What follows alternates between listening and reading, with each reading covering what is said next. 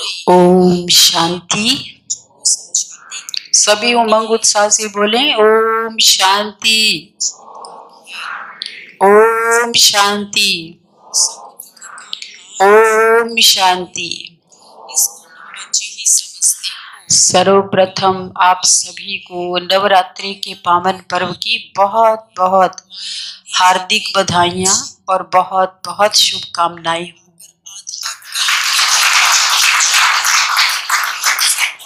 हमारा भारत जो उत्सवों का देश है, प्रतिदिन कोई ना कोई उत्सव, कोई ना कोई व्रत यहाँ पर होता ही रहता है।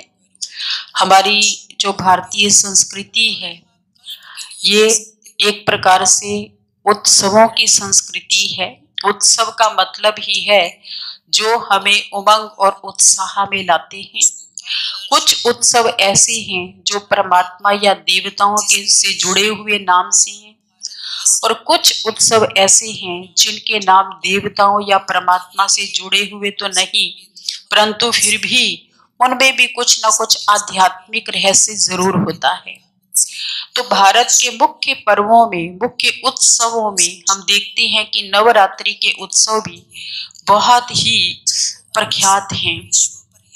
और नवरात्रि के दिनों में हम देखते हैं कि पूरे ही भारत के अंदर एक कितनी सुंदर उमंग उत्साह की लहर होती है। सभी काफी दिन पहले से ही देवियों का आह्वान करना शुरू करते हैं कि हमारी इष्ट देवियां आए, हम उनका पूजन करें, वंदन करें, उनकी अर्चना करें, उनका गायन करें, उनका कीर्तन करें। ऐसी भावनाएं हर जन मन के अंदर बहुत ही उमंग उत्साह के हिलोरे लिए हुए होती हैं। तो आज हम देख रहे हैं कि नवरात्रि चल रहे हैं और आज छठा दिन है नवरात्रों का। तो जैसा कि आपने सुना कि प्रतिदिन एक ना एक नाम से नवरात्रि मतलब जो दुर्गा के 9 रूपों की पूजा होती है। पहले दिन जैसे कि कहा कि शैलपुत्री, दूसरे दिन ब्रह्मचारिणी, तीसरे दिन चंद्र घंटा, और फिर स्कंद माता, कात्यायनी और सिद्धिदायिनी, काल रात्रि, है ना। तो इस तरह से 9 ही दिन अलग अलग नाम से पूजन और वंदन होता है। तो नवरात्रि का अर्थ ही है कि जब नवयुग आने वाला होता है, उससे पूर्व जो अज्ञानता की रात्रि चल रही होती है, जब परम पिता परमात्मा शिव इस धरा पर अवतरित होते हैं और अज्ञानता का अंधकार इस दुनिया से छट रहा होता है और ज्ञान का प्रकाश चारों तरफ फैला हुआ होता है, तो ऐसे में शिव परमात्मा धरती पर अवतरित होकर शिव शक्तियों को रचते हैं, देवियों को रचते हैं। उनका भी कार्य यही होता है कि परमात्मा के साथ मददगार बन करके सारी सृष्टि में फैले हुए अज्ञानता के तम को, अंधेरे को दूर करना, सबको ज्ञान का प्रकाश देना, अर्थात ज्ञान बांटना। तो ये सब जो शक्तियां होती है ये देवियों को किससे मिलती हैं? शिव से के साथ ही योग लगाने से मिलती हैं। इसीलिए इनका नाम शिव शक्तियां कहा जाता है। और शक्तियों को फिर हम देखते हैं कि अष्टभुजा दिखाते हैं। अष्टभुजी जगदम्बे माता, मैं लड़ फड़िया तेरा, इस दुनिया नो छड़ के दाती लिया आसरा तेरा। ऐसे ऐसे भजन और भेंट जो है वो भक्तजन गाते हैं। तो अष्टभुजी जगदम्बे का मतलब है अष्टभुजाधारी। तो भुजा जो है किस चीज की निशानी है, वो हम सबको पता है कि भुजा है शक्ति की निशानी। यूं तो हमारी भी 2 भुजाएं हैं, सबकी, हर मानव की 2 ही भुजा होती है, लेकिन भुजा शक्ति का प्रतीक होने के कारण परमात्मा इन एक्स्ट्रा शक्ति जो देते हैं ऐसी आत्माओं को जो परमात्मा कार्य में सहयोगी होती हैं, तो एक्स्ट्रा शक्ति मिलने के कारण उनको एक्स्ट्रा भुजा यानी भुजा के रूप में दिखा दिया है। तो अष्टभुजा, तो हम सबको पता है कि ये अष्टभुजा क्या है, अष्ट शक्ति क्या है। तो इन देवियों के अंदर ये समाहित होती है शक्ति, जैसे कि सहने की शक्ति, विस्तार को संकीर्ण करने की शक्ति, समाने की शक्ति, निर्णय शक्ति, परख शक्ति, सामना करने की शक्ति, सहयोग शक्ति। तो ये हैं अष्ट शक्तियां।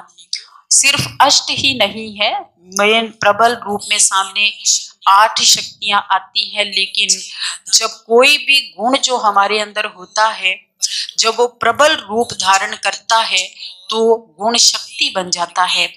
जैसे कि स्नेह का गुण है, जब गुण बहुत ही हाईएस्ट उस पे चला जाता है तो हम कहते हैं स्नेह की शक्ति, है ना।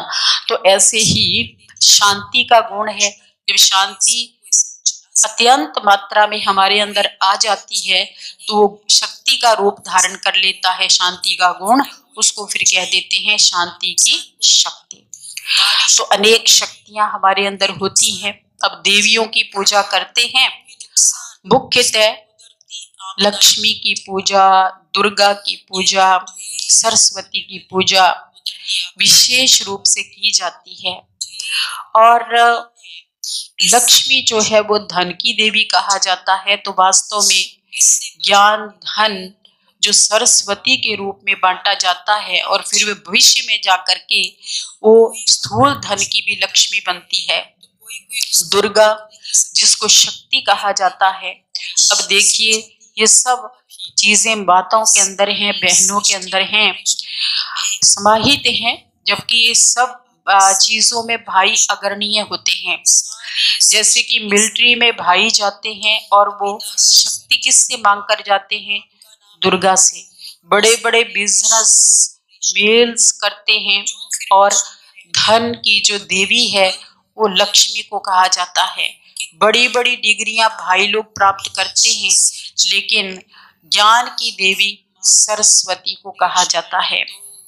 तो संगम युग में क्योंकि परम पिता परमात्मा ने आकर के, शिव बाबा ने आकर के ज्ञान का कलश मात्र शक्ति पर रखा है, माताओं को अग्रणीय किया है।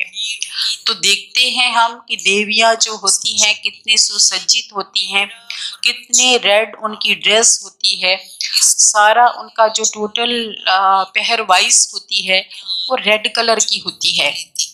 चूड़ियां भी रेड डालेंगे, उनकी ज्वेलरी भी रेड होगी, उनकी जो ड्रेस होगी वो भी रेड कलर की होती है।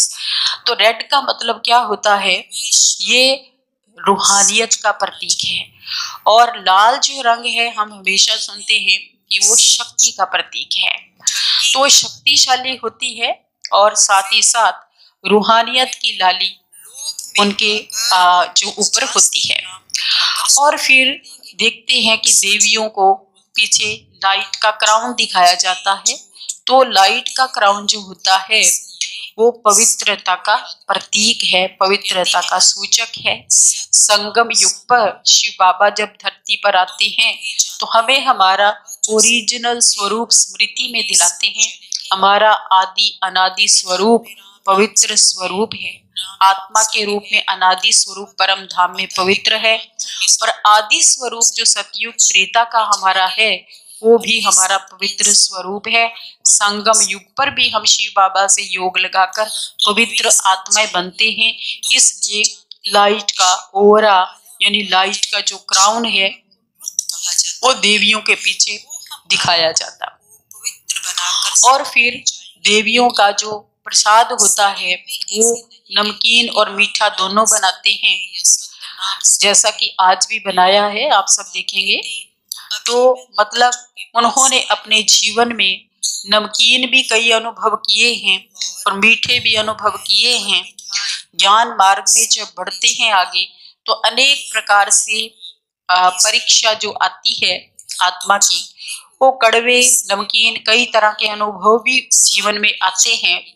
और स्वयं भगवान बाप आकर के मिलता है, इतना बड़ा ईश्वरीय परिवार मिलता है, तो बड़े मीठे मीठे अनुभव भी आत्मा को होते हैं। तो उसी के फल स्वरूप जो है इस प्रकार का वो भोग बनाया जाता है। और फिर देवियों को ऊंचे ऊंचे पहाड़ों पर ही जो है उनका स्थान बनाया जाता है। जैसे वैष्णो देवी है या कोई भी देवियां होती हैं, अधिकतर उनके पहाड़ों पर जो है मंदिर बनाए जाते हैं। जहां पर भक्तजन जाते हैं तो थोड़ा कठिनाई का उनको अनुभव होता है। आजकल तो हेलीकॉप्टर कई चीजें निकली हैं, साइंस एडवांस जा रही है तो इन्वेंशन हो रही है, लेकिन शुरू में हम देखते थे कि लोग पैरों से ऐसे चढ़ाई चढ़ करके देवी का दर्शन करने के लिए जाते थे। हालांकि ये मालूम है कि वहां पर तो एक पिंडी रखी है, उसका यादगार है, कोई चेतन देवी तो नहीं बैठी हुई है वहां पर, लेकिन फिर भी कितनी भावना से, कितनी श्रद्धा से भक्त लोग जो हैं वो वहां पर दर्शन करने जाते हैं। कठिनाई होती है उनको, तो इतने ऊंचे स्थान पर उनका मंदिर होना, उनके ऊंचे चरित्र, उनके श्रेष्ठ चरित्र और ऊंचे व्यक्तित्व, ऊंची धारणाएं, ऊंचे नियम, ऊंची मर्यादाएं और ऊंचे से ऊंचे बाप के साथ उनका कम्युनिकेशन, उनका जुड़ना, ये सब उनकी अंदर के विचारों की और उनके ऊंचे जीवन की श्रेष्ठता का प्रतीक होता है। तो कितनी मेहनत की उन्होंने अपने जीवन के अंदर, जो इतनी ऊंच वो बनी, उनका लाइफ इतनी ऊंच बनी। तो उस ऊंचाई की प्रतीक, और उस पर जब जाते हैं दर्शन करने तो मेहनत करके जाते हैं, मतलब उनको समझना चाहिए कि इन देवियों ने इतना ऊंचा बनने के लिए अपने जीवन में कितनी मेहनत की होगी। यहाँ तो सिर्फ थोड़ा ऊंचा चढ़ करके जाने में शारीरिक कठिनाई की बात है।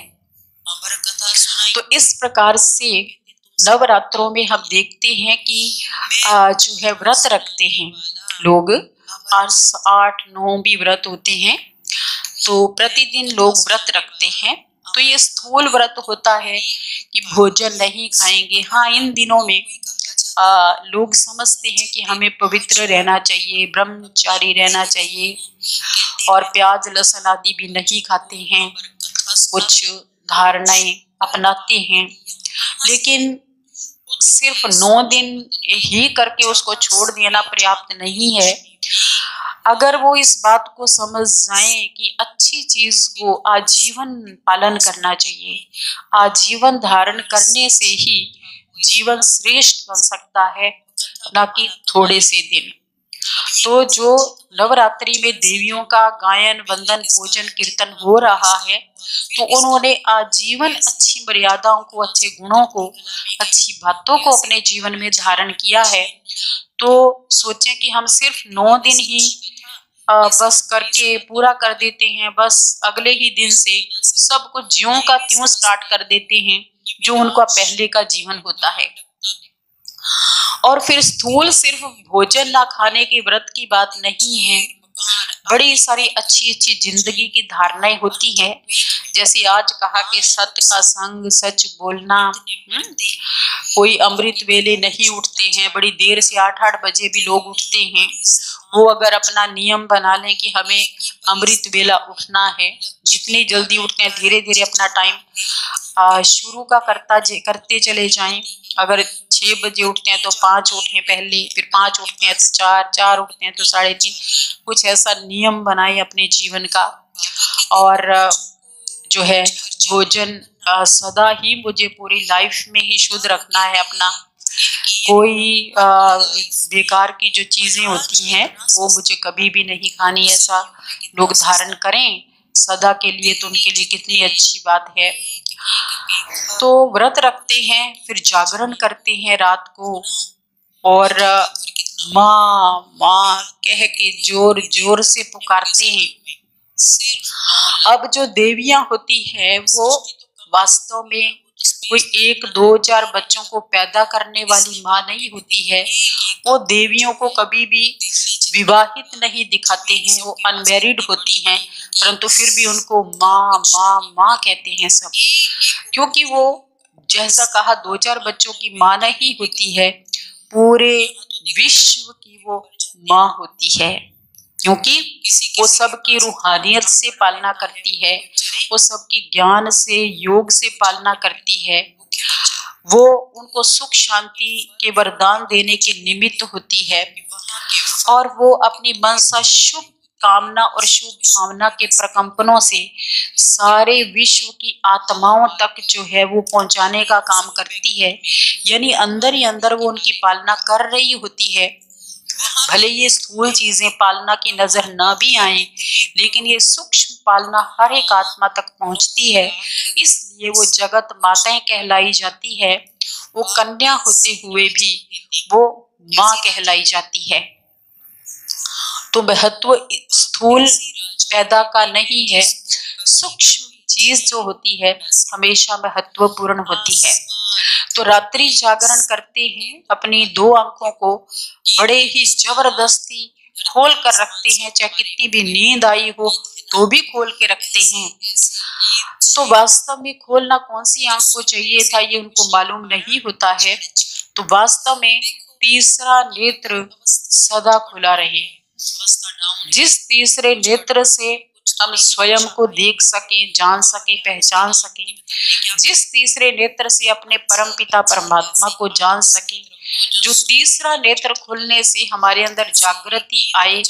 जो आज दुनिया सोई पड़ी है अज्ञान की नींद में, पाप की दुनिया में, भ्रष्टाचार, अत्याचार, पापाचार, दुराचार, घोर कलयुग की रात के अंदर, और अपने तीसरे नेत्र को सबने बंद किया हुआ है, सोए पड़े हैं। यानी अवेयरनेस नहीं है कि ये परमात्मा के धरती पर आने का समय है। हम खोजें, ढूंढें कौन सा कर्तव्य है, नजदीक आए। विश्व परिवर्तन का परमात्मा कार्य कर रहे हैं, हम भी उस कार्य के नजदीक आए, हम भी उस कार्य के अंदर सहयोगी बने और हम भी अपना भविष्य जो है बहुत उज्जवल बनाए।